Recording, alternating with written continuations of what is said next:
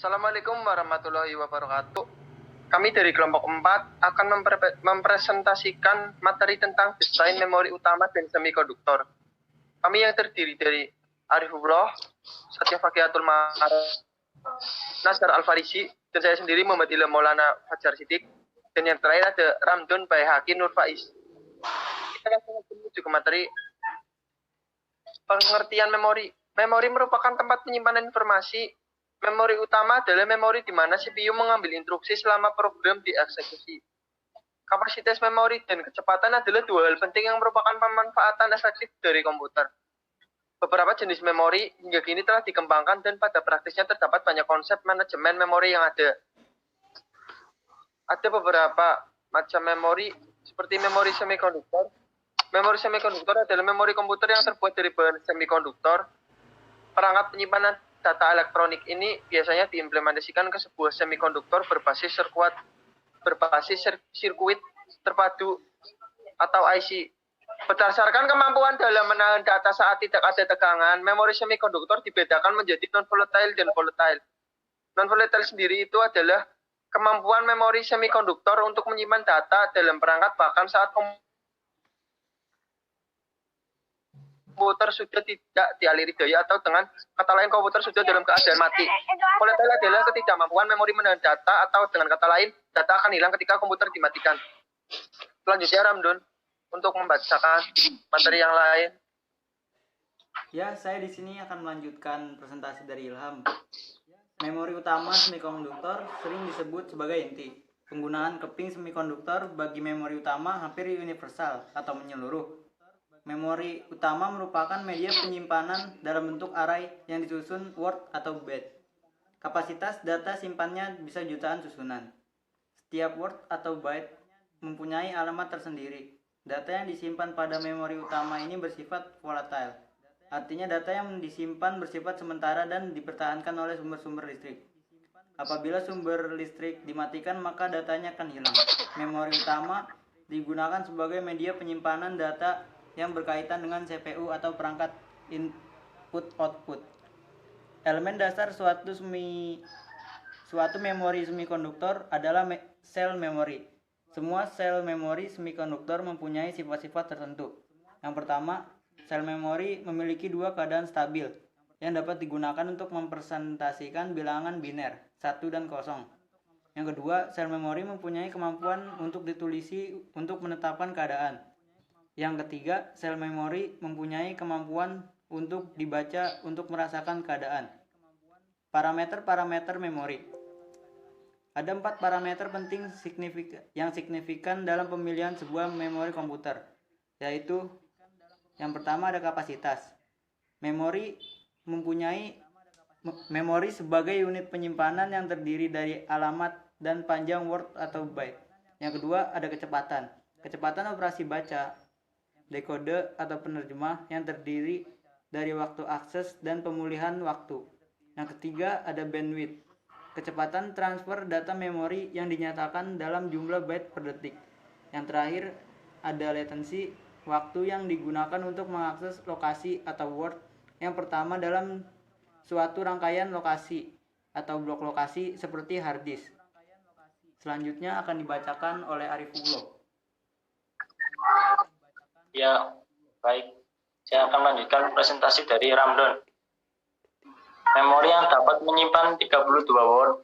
Berarti memori memiliki 32 lokasi penyimpanan berupa alamat biner 32 macam. Mulai dari 00000 sampai 11111 atau 0 sampai 31 dalam desimal. Secara umum masukkan alamat N diperlukan untuk memori yang mempunyai kapasitas 2N. Kapasitas memori berdasarkan fungsinya. 1. Memori utama. 2. Memori sekunder. 3. Memori cache. 4. Memori virtual. Berdasarkan teknologi. 1. Memori magnetic bubble. 2. Memori semikonduktor. 3. Memori core. 4. Memori optik. Berdasarkan kemampuannya. 1. Memori baca atau tulis. 2. Memori baca saja. Berdasarkan akses. 1. Memori akses acak. 2. Memori akses urut. Dan 3. Memori akses semi acak. Kemampuan baca atau tulis. Memori atau read only memory hanya boleh dibaca oleh CPU. Dapat melakukan operasi baca dan tulis. Memori semikonduktor baca atau tulis atau RAM, random access memory. Memori akses acak. 1. Memori yang membuat pengaksesan ke suatu lokasi tanpa ada keterkaitan dengan posisi fisik dan tidak bergantung pada lokasi lain. 2. Dengan kata lain, waktu akses sama untuk semua lokasi. Contohnya yaitu RAM dan ROM. Baik, selanjutnya Satya. Ya, saya akan melanjutkan presentasi dari Arif. Memori akses urut. 1. Pembacaan suatu lokasi dilakukan secara berurut, di mana setelah operasi baca atau tulis dilakukan, diletakkan di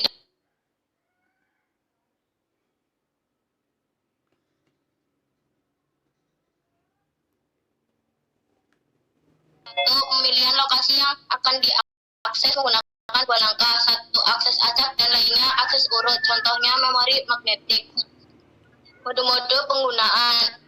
Klasifikasi ini berdasarkan pada peranan memori pada komputer. Pada dasarnya ada 5 peranan memori dalam hubungannya dengan CPU. 1. Register internal. Register mempunyai peran terbatas dalam penyimpanan informasi sementara ketika program berjalan. Register mempunyai waktu akses yang singkat tanpa register tertentu hanya dapat diakses oleh CPU, sedangkan yang lainnya dapat juga diakses oleh program.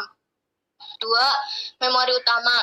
CPU mengambil instruksi dari memori utama ketika program dijalankan. Memori ini dikenal juga dengan nama memori program dan memori primer. Untuk mengeksekusi program ditransfer ke dalam memori utama. Memori utama adalah jenis memori akses acak. Pada suatu CPU, kapasitas maksimum memori utama adalah lokasi di mana N adalah 9 bit alamat memori. 3. Memori sekunder. Memori sekunder dikenal juga dengan nama memori pembantu. Memori ini digunakan untuk menyimpan program dan data dalam volume yang besar. Memori ini lambat dan mudah dibandingkan dengan memori disk, hard disk, pita magnetik, dan disk optik. Magnetic drum, pita kertas, dan kartu kertas merupakan memori sekunder yang saat ini sudah tidak digunakan lagi. 4. Memory cache. Memory cache merupakan sebuah penyangga tengah antara CPU dan memori utama. Kapasitasnya lebih kecil dibandingkan dengan memori utama karena sangat mahal. Kecepatannya beberapa kali dari memori utama. 5. Memori virtual. Memori virtual adalah suatu fitur atau konsep yang membuat untuk menjalankan program yang panjang dalam sebuah memori fisik yang kecil. Sistem operasi mengatur program besar dengan hanya menyimpan sebagian di dalam memori utama dan menggunakan memori menyimpan program keseluruhan. Ketika bagian program tertentu tidak terdapat di dalam memori utama, maka diambil dari memori sekunder. Ya, selanjutnya Nazar Al-Farisi. Ya, saya di sini akan melanjutkan presentasi dari Satya, arsitektur ROM. Arsitektur infrastruktur ROM sangat kompleks dan karena itu pembahasan arsitektur ROM. Lari register. Lari register menyimpan data.